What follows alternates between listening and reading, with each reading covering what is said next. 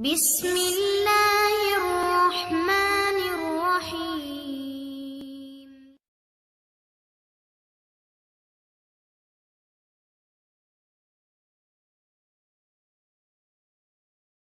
السلام عليكم ورحمة الله وبركاته. أعوذ بالله من الشيطان الرجيم. بسم الله الرحمن الرحيم. الحمد لله رب العالمين والصلاة والسلام على أشرف المرسلين وآل كل والصحابة أجمعين أما بعد. സുസാമ class room ഗ്രൂപ്പിലെ നമ്മെ നിയന്ത്രിച്ചു കൊണ്ടിരിക്കുന്ന പണ്ഡിതന്മാർ, പ്രിയപ്പെട്ട യുവാക്കളെ, മയ്യിത്ത് പരിപാലന എന്ന വിഷയവുമായി ബന്ധപ്പെട്ട ചില വിഷയങ്ങൾ കഴിഞ്ഞ ക്ലാസ്സിൽ നാം സംസാരിച്ചു. അതിൻ്റെ രണ്ടാമത്തെ ഭാഗമാണ് ഇന്ന് ഞാൻ പറയാൻ ഉദ്ദേശിക്കുന്നത്. ഇന്നത്തെ വിഷയം മരണത്തിന് നാം തയ്യാറായിരിക്കണം, റെഡിയായിരിക്കണം എന്നതാണ്. അതെങ്ങനെ തയ്യാറായിരിക്കുക? മഹാന്മാർ അതിനുള്ള മാർഗങ്ങൾ നമുക്ക് പറഞ്ഞു തരുന്നു.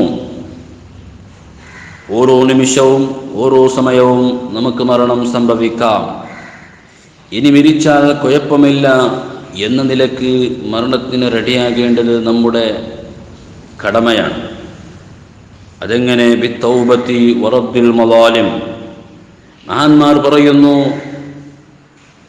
മരണത്തിന് ഓരോ നിമിഷവും നാം പ്രതീക്ഷിക്കണം. അതുകൊണ്ട് തന്നെ ഓരോ നിമിഷവും തൗബ ചെയ്തുകൊണ്ട് ഇനി ഒരിക്കലും ഒരുപാട് തെറ്റുകൾ ചെയ്ത നാം ഇനി ഒരിക്കലും തെറ്റുകൾ ചെയ്യൂല എന്ന നിലക്ക് ചെയ്ത തെറ്റുകൾക്ക് ഖേദം പ്രകടിപ്പിച്ചുകൊണ്ട് അള്ളാഹുവിനോട് പാപമോചനം ചോദിക്കുക. അതുപോലെ വറദ്ദിൽ മളാലിം, ഹക്കടപാടുകളെ സൂക്ഷിക്കുക. രോഗികൾക്ക് ഇത് ബലമായ സുന്നത്താണെന്ന് പണ്ഡിതന്മാർ പറയുന്നു. അപ്പം ഹക്കടപാടുകളെ സൂക്ഷിക്കുന്ന വിഷയത്തിൽ പലപ്പോഴും നാം ശ്രദ്ധിക്കാറില്ല. ഇത് വളരെ ഗൗരവമായ വിഷയമാണ് ഹക്കടപാട് എന്നുള്ളത്. മഹാന്മാർ പറയുന്നു, ഒരാളുടെ ഈമാൻ പൂർത്തിയായി എന്നതിൻ്റെ ലക്ഷണമാണ് ഹക്കടപാടുകളെ അവൻ സൂക്ഷിക്കുന്നത്.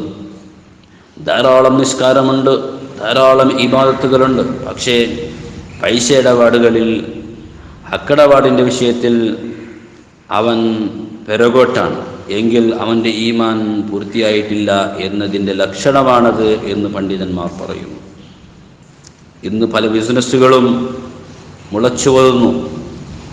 അതിന് നാം ഹക്കും ബാത്തിലും മനസ്സിലാക്കാതെ പണം ഇൻവെസ്റ്റ് ചെയ്യുന്നു.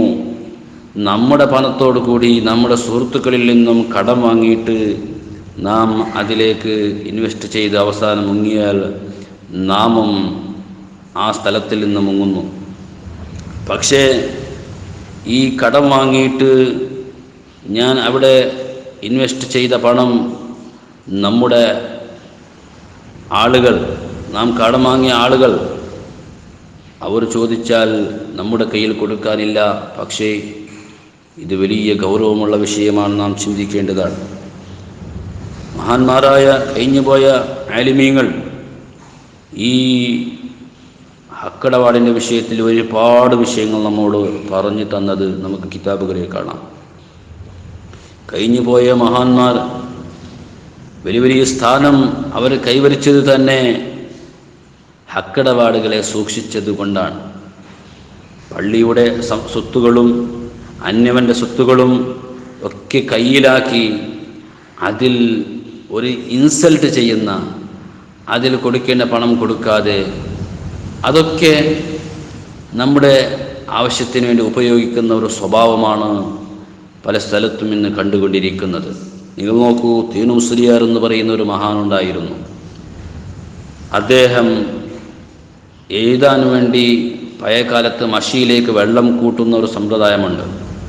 അപ്പോൾ ആ മഷി, ഷായി, അതിലേക്ക് വെള്ളം കൂട്ടാൻ വേണ്ടി തന്നെ പള്ളിയുടെ മുറ്റത്ത് ഹൗദ് ഇരിക്കവേ അദ്ദേഹം ദൂരത്തുള്ള കുളത്തിൽ പോയി ഒരിട്ടി വെള്ളം കൂട്ടാൻ വേണ്ടി അത്രയും ദൂരം പോവുകയായിരുന്നു.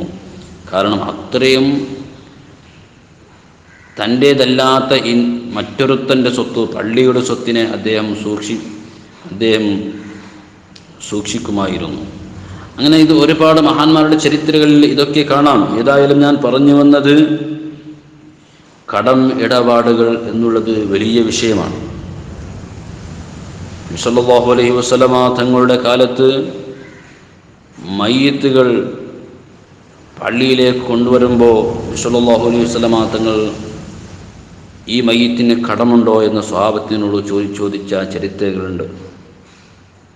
കടമുള്ള മയ്യിത്താണെങ്കിൽ സല്ലു അലാ സാഹിബിക്കും, നിങ്ങൾ നിസ്കരിച്ചോളൂ.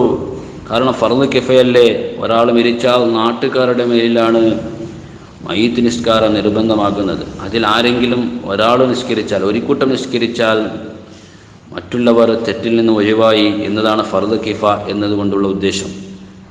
നബി സല്ലല്ലാഹു അലൈഹി വസല്ലം തങ്ങൾ മയ്യിത്ത് നിസ്കാരം വരെ കടമുള്ള വ്യക്തിക്ക് നിസ്കരിക്കുന്നതിന് നബി തങ്ങൾ വിലങ്ങുന്ന ഒരവസ്ഥ പോലും ഉണ്ടായിരുന്നു. ബഹുമാനപ്പെട്ട ജാബിർ റളിയല്ലാഹു അൻഹു പറയുകയാണ്, നാം പള്ളിയിലിരിക്കുമ്പോൾ ഒരു മയ്യിത്ത് പള്ളിയിലേക്ക് കൊണ്ടുവന്നു. നബി സല്ലല്ലാഹു അലൈഹി വസല്ലം തങ്ങൾ മയ്യിത്ത് നിസ്കരിക്കാൻ വേണ്ടി മുന്നോട്ട് ഇമാമായി നിൽക്കുന്ന ആ സന്ദർഭത്തിൽ പെട്ടെന്ന് തിരിഞ്ഞു ചോദിച്ചു, ഈ മയ്യിത്തിന് കടമുണ്ടോ? സ്വഹാബാക്കൾ പറഞ്ഞു, അതേ നബിയെ, 2 ദീനാർ കടമുള്ള വ്യക്തിയാണ് മരിച്ചത്. നബി സല്ലല്ലാഹു അലൈഹി വസല്ലം തങ്ങൾ വിശാലമായ മനസ്സിൻ്റെ ഉടമയായ ഹബീബ് മുഹമ്മദ് റസൂലുള്ളാഹി സല്ലല്ലാഹു അലൈഹി വസല്ലം തങ്ങൾ തിരിഞ്ഞു സ്വഹാബത്തിൻ്റെ മുഖം നോക്കി. ആരെങ്കിലും കടം വീടുന്നവരുണ്ടോ എന്ന നിലക്കാണ് തങ്ങൾ തിരിഞ്ഞു നോക്കുന്നത്. അപ്പോഴാണ് ഖതാദ റളിയല്ലാഹു അൻഹു പറയുന്നു, നബിയെ, ആ 2 ദീനാർ ഞാൻ ഏറ്റെടുത്തു നബിയെ. അതിൻ്റെ ശേഷമാണ് നബി സല്ലല്ലാഹു അലൈഹി വസല്ലം മയ്യിത്ത് നിസ്കരിച്ചത്. അപ്പോൾ അത്രത്തോളം കടവുമായി ബന്ധപ്പെട്ട് കടത്തിലായി മരിച്ച മനുഷ്യൻ്റെ അവസ്ഥ അത്രയും ഗൗരവമുള്ളതാണെന്ന് നബി സല്ലല്ലാഹു അലൈഹി വസല്ലം തങ്ങൾ നമ്മെ പഠിപ്പിക്കുന്നു. പക്ഷേ ഇസ്ലാം വിശാലമായപ്പോൾ, സ്വഹാബാക്കൾക്ക് അത്യാവശ്യം പണം സമ്പാദ്യമൊക്കെ ഉണ്ടായപ്പോൾ നബി സല്ലല്ലാഹു അലൈഹി വസല്ലം തങ്ങൾ അവസാന സമയങ്ങളിൽ പറയുമായിരുന്നു, അല ഔലാ ബിൽ മുഅ്മിനീന മിൻ അൻഫുസിഹിം, മുഅ്മിനീങ്ങളെ സംബന്ധിച്ച് അവർക്ക് അവരുടെ ശരീരത്തെക്കാളും ഏറ്റവും ബന്ധപ്പെട്ടവൻ ഞാനാണ്. അതുകൊണ്ട് ആരെങ്കിലും കടവുമായി ബന്ധപ്പെട്ട് കടം വീഴാൻ സാധിച്ചിട്ടില്ല എങ്കിൽ വിഷമിക്കേണ്ട, അവൻ്റെ കടം ഞാൻ ഏറ്റെടുത്തു എന്ന് മുഹമ്മദ് റസൂലുള്ളാഹി സ്വല്ലല്ലാഹു അലൈഹി വസല്ലം തങ്ങൾ പറഞ്ഞ ഹദീസ് കിതാബുകളിൽ കാണാം. ഏതായാലും ഹക്കിടപാടുകളെ, മറ്റൊരുത്തൻ്റെ സ്വത്തുകൾ നാം കൈവശപ്പെടുത്തരുത്. യതീമിൻ്റെ സ്വത്തുകൾ, മറ്റുള്ളവരുടെ സ്വത്തുകൾ ഒരു നിലക്കും കൈവശപ്പെടുത്തിയാൽ ആഖിറത്തിൽ ഖേദിക്കേണ്ടി വരും.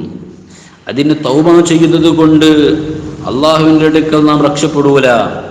ഹക്കിടപാടുകൾ, ആ ഇടപാടുകൾ നടത്തിയിട്ടുണ്ടെങ്കിൽ അത് തിരിച്ചു കൊടുത്തേ പറ്റൂ, ഇല്ലെങ്കിൽ രക്ഷയില്ല. നമ്മുടെ ഹോബിയാണ്, ഇന്ന് പല യുവാക്കളുടെ ഹോബിയാണ് കടം ചോദിക്കുക. കീശയിൽ പൈസ ഇരിക്കവേ ഒരു ജോലി എന്ന നിലക്ക് കടം ചോദിക്കുക. പ്രിയമുള്ള മുഅ്മിനീങ്ങളെ, ആവശ്യമില്ലാതെ കടം ചോദിക്കൽ കറാഹത്താണ്, നല്ലതല്ല, ചിലപ്പോൾ ഹറാമായി വരും. അതെങ്ങനെ കടം ചോദിക്കൽ ഹറാമാവുന്ന രൂപം? അത് മഹാന്മാർ പറഞ്ഞു. ഇപ്പോൾ ഉദാഹരണം, ഞാൻ ഒരു അഷ്റഫിനോട് കടം ചോദിക്കുന്നു. എന്തിനു വേണ്ടി? ചെറിയൊരു ആവശ്യത്തിന് വേണ്ടി. എന്താ, എൻ്റെ കയ്യിലൊരു ചെറിയ മൊബൈലുണ്ട്, പക്ഷെ വലിയൊരു മൊബൈൽ, എനിക്ക് വീഡിയോ ഒക്കെ നോക്കാൻ ഒരു മൊബൈൽ വേണമെന്നൊരു ആഗ്രഹം, അതിനു വേണ്ടി വാങ്ങാൻ പൈസയില്ല. അപ്പോൾ അഷ്റഫിനോട് ഞാൻ ഒരു 10,000 രൂപ കടം ചോദിക്കുന്നു. അഷ്റഫ് എന്നെ സംബന്ധിച്ച് മനസ്സിലാക്കിയത് ഞാൻ വലിയ പണക്കാരനാണെന്നും എനിക്ക് കടം തന്നാൽ ഞാൻ ഒരു മാസത്തെ തിരിച്ചു കൊടുക്കുമെന്നാണ്. കാരണം അഷ്റഫ് അങ്ങനെയാണ് എന്നെ മനസ്സിലാക്കിയത്. പക്ഷേ എൻ്റെ കയ്യിൽ തിരിച്ച് കടം വീടാൻ ഒരു പൈസ പോലും ഇല്ല എന്ന് മാത്രമല്ല, അതിനിക്ക് അധ്വാനിക്കാൻ, അതായത് ജോലി ചെയ്യാനുള്ള കഴിവും അതിനുള്ള ആരോഗ്യം പോലും എനിക്കില്ല. കടം വാങ്ങിയാൽ തിരിച്ചു കൊടുക്കുമെന്ന ഒരു പ്രതീക്ഷയും എനിക്കില്ല. എന്നാലും മൊബൈൽ നല്ലത് പിടിക്കണം എന്ന നിലക്ക് കടം വാങ്ങുകയാണ്. എന്നാൽ അവിടെ കടം വാങ്ങൽ ഹറാമാണെന്ന് പണ്ഡിതന്മാർ നമ്മോട് പഠിപ്പിക്കുന്നു. അതേ സന്ദർഭത്തിൽ ചിലപ്പോൾ കടം ചോദിക്കൽ നിർബന്ധമായ ഘട്ടവും ഉണ്ട്. അതെങ്ങനെ? എനിക്ക് 2-3 ദിവസമായി ഭക്ഷണം കഴിക്കാതെ, ഇന്ന് ഉച്ചയ്ക്ക് ഭക്ഷണം കഴിച്ചിട്ടില്ലെങ്കിൽ ഞാൻ മരിച്ചു പോകും. അപ്പോൾ ഒരാളുണ്ട്, അയാൾ സദക്ക ചെയ്യൂല, പക്ഷെ കടം ചോദിച്ചാൽ കടം തരും. എന്നാൽ അവിടെ കടം ചോദിക്കൽ എനിക്ക് നിർബന്ധമാണ്. ആ സന്ദർഭത്തിൽ ആ കടം ചോദിച്ചാൽ കടം കൊടുക്കലും നമുക്ക് നിർബന്ധമാണ്. നമ്മോട് കടം ചോദിച്ചാൽ ഇങ്ങനെയുള്ള ആവശ്യത്തിന് വേണ്ടി കടം കൊടുക്കലും നമുക്ക് നിർബന്ധമാണ്. അപ്പം ഞാൻ പറഞ്ഞു വന്നത്, കടം ചോദിക്കൽ കറാഹത്ത, ആവശ്യമില്ലാതെ കടം ചോദിക്കൽ കറാഹത്താണ്. ആവശ്യമുണ്ടെങ്കിൽ ജായിസാണ്. അതേ സന്ദർഭം എനിക്ക് കടം തിരിച്ചു കൊടുക്കാൻ സാധിക്കുകയില്ല, നിർബന്ധിത അവസ്ഥയല്ല, ചെറിയൊരാവശ്യത്തിന് വേണ്ടിയാണ് എനിക്ക് പണം ആവശ്യമുള്ളത്, പക്ഷെ തിരിച്ചു കൊടുക്കാൻ എൻ്റെ കയ്യിൽ ആരോഗ്യവുമില്ല, കൊടുക്കുമെന്ന പ്രതീക്ഷയും എനിക്കില്ല. എന്നെ സംബന്ധിച്ച്, ഞാൻ കടം വാങ്ങുന്ന ആളുകൾക്ക് എന്നെ സംബന്ധിച്ച് ഞാൻ ആരോഗ്യമില്ലാത്തവനാണെന്നൊരു ബോധവും ഇല്ല. എന്നാൽ അവിടെ കടം ചോദിക്കൽ ഹറാമാണ്. അതേസമയത്ത് അത്യാവശ്യമായി നിർബന്ധിത അവസ്ഥയിൽ കടം ചോദിക്കൽ നിർബന്ധവുമാണ് എന്ന് ഞാൻ പറഞ്ഞു. അതേ സമയത്ത് പല ആളുകളും അവരുടെ ആവശ്യമനുസരിച്ച് നമ്മോട് കടം ചോദിക്കുന്ന ആളുകളുണ്ട്. എന്നാൽ കടം കൊടുക്കുന്നതിൻ്റെ വിധി എന്താണ്? കടം കൊടുക്കൽ സുന്നത്താണ്. സുബ്ഹാനല്ലാഹ്.